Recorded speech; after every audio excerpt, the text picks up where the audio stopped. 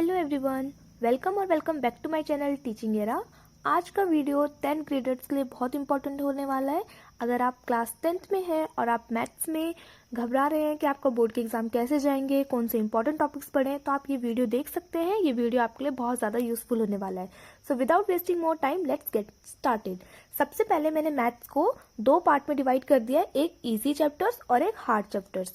अभी आपके पास टाइम कम तो नहीं है, टाइम इनफ है, लेकिन अगर आप लास्ट टाइम वाले प्रिपरेशन वाले बच्चे हैं तो आपके लिए मैं सजेशन दूंगी कि पहले आप अपने इजी चैप्टर अच्छे से प्रिपेयर कर लें, क्योंकि ये जो हार्ड चैप्टर्स होते हैं इनमें से कम नंबर का भी आता है, ट्रिकी क्वेश्चन भी आते हैं, लेकिन अगर आप इजी चैप्टर अच्छे से अपने कर लेते हैं तो एटलीस्ट आपके इतने नंबर सिक्योर हो जाएंगे जो इजी चैप्टर्स में आते हैं। तो सबसे पहले हम देख लेते हैं कि मैथ्स में इजी चैप्टर कौन कौन से हैं। Real number, polynomial, linear equation in two variable, quadratic equation, application of trigonometry, circle, statics and probability. ये कुछ ऐसे चैप्टर हैं जिन्हें मैंने इजी कैटेगरी में डाला है।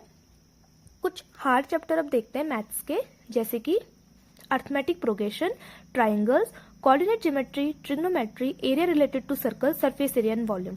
तो सबसे पहले आपको क्या करना है कि अपने इजी चैप्टर अच्छे से आपने प्रिपेयर कर लेने हैं, ये वाले चैप्टर। और मैं इसी वीडियो में आपको डिलीटेड एक्सरसाइज भी बता देती हूँ कि कौन सी आपकी 10th में मैथ्स की बुक में डिलीटेड एक्सरसाइज है, क्योंकि किसी स्टूडेंट्स के पास पुरानी बुक्स हैं। अगर आपके पास पुरानी बुक है तो ये सब मैंने डिलीटेड एक्सरसाइज लिखी है। चैप्टर नंबर 11 कंप्लीट डिलीट है, कंस्ट्रक्शन वर्क वाला। बाकी सब आपको आप देख सकते हैं कौन कौन सी एक्सरसाइज डिलीट है, अपनी पुरानी बुक में आप इन्हें क्रॉस मार्क कर सकते हैं। अब हम चैप्टर वाइज देखेंगे कि इंपॉर्टेंट क्वेश्चन कौन से मैथ्स में जिनके पढ़ के आपका बिल्कुल क्लियर हो जाएगा चैप्टर वाइज। सबसे पहले हम स्टार्ट करेंगे अपना आपका जो सबसे पहला चैप्टर है, रियल नंबर्स। ये मैंने सीरीज स्टार्ट करी है, जैसे आज मैंने रियल नंबर के ऊपर बनाया है, उसके बाद मैं polynomial, coordinate geometry, quadratic equation सबके ऊपर एक एक वीडियो लेके आऊंगी, जिसमें मैं टॉप 10 या टॉप 5 आपको इंपॉर्टेंट क्वेश्चन बताऊंगी जो आपके प्री बोर्ड्स और बोर्ड्स के लिए बहुत ज्यादा इंपॉर्टेंट है। तो सबसे पहले हम रियल नंबर देखेंगे। रियल नंबर प्री बोर्ड्स में जाता है 7 नंबर का दिया जाता है। वैसे इसकी वेटेज 5 से 7 नंबर ही है, ये डिपेंड करता है, कई बार 5 नंबर में दे दिया जाता है, कई बार 7 नंबर में। अगर रियल नंबर आपका 7 मार्क में आता है तो उसमें आपको एक 3 मार्क का क्वेश्चन, एक 2 मार्क का क्वेश्चन और 2 एमसीक्यू देखने को मिल सकते हैं। तो सबसे पहले हम देखेंगे कि 3 मार्क में आपके लिए कौन कौन से क्वेश्चन इंपॉर्टेंट है।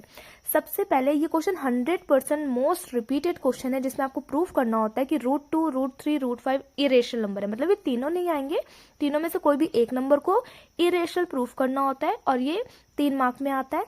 उसी का दूसरा पार्ट है proof that 3 + 2 √5 is a irrational number. इन दोनों में से एक क्वेश्चन आपको अपने प्री बोर्ड्स और बोर्ड्स में 100% देखने को मिलेगा। तो ये क्वेश्चन को आप इंपॉर्टेंट मार्क कर सकते हैं और इसकी प्रैक्टिस कर सकते हैं। नेक्स्ट आप क्वेश्चन नंबर 3 देखते हैं। क्वेश्चन नंबर 3 है एलसीएम एंड एचसीएफ के क्वेश्चन।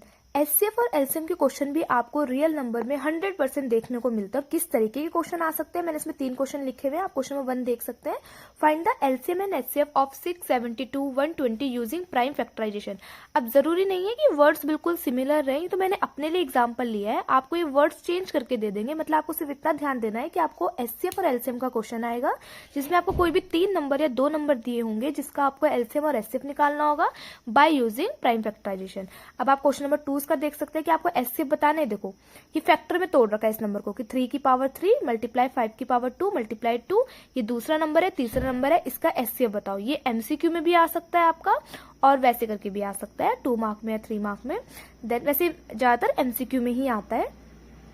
इसका क्वेश्चन नंबर 3 देख सकते हैं। Find the LCF and LCM of 480 and 720 by using prime factorisation. अब देखो प्राइम फैक्टराइजेशन का एक क्वेश्चन एलसीएम और एचसीएफ निकालने के लिए जरूर आएगा।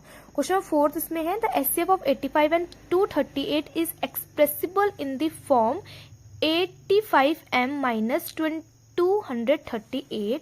तो आपको वैल्यू निकालनी है m की, यानी कि जो इसका जो एचसीएफ है 85 और 238 का, उसे आप इस फॉर्म में लिख सकते हैं।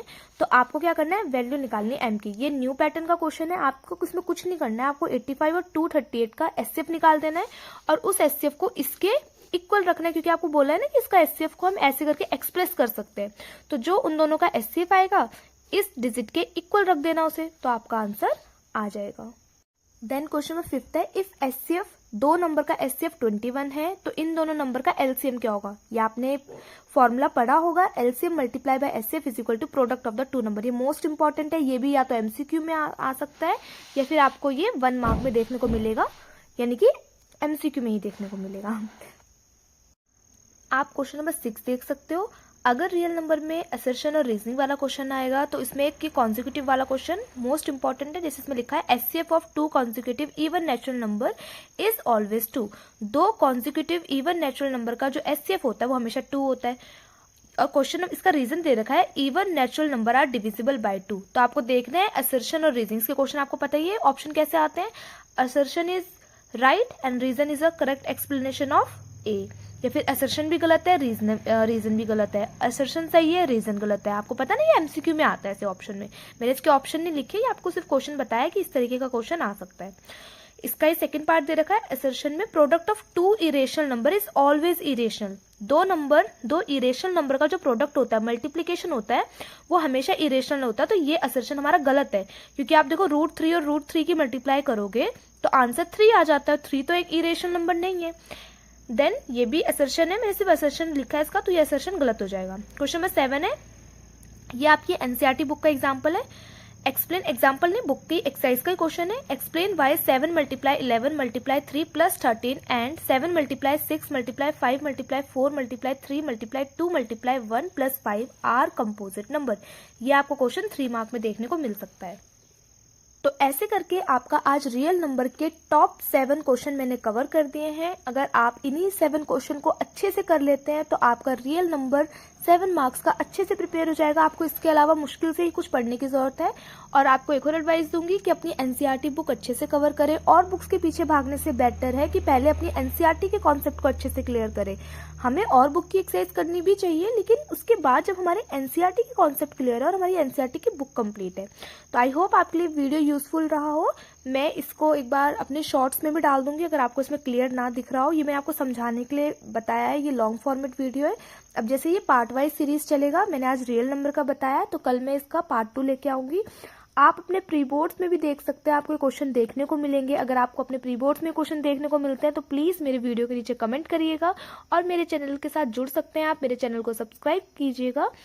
आज की वीडियो में इतना ही, मिलते हैं नेक्स्ट वीडियो में। तब तक के लिए bye bye, see you in the next video.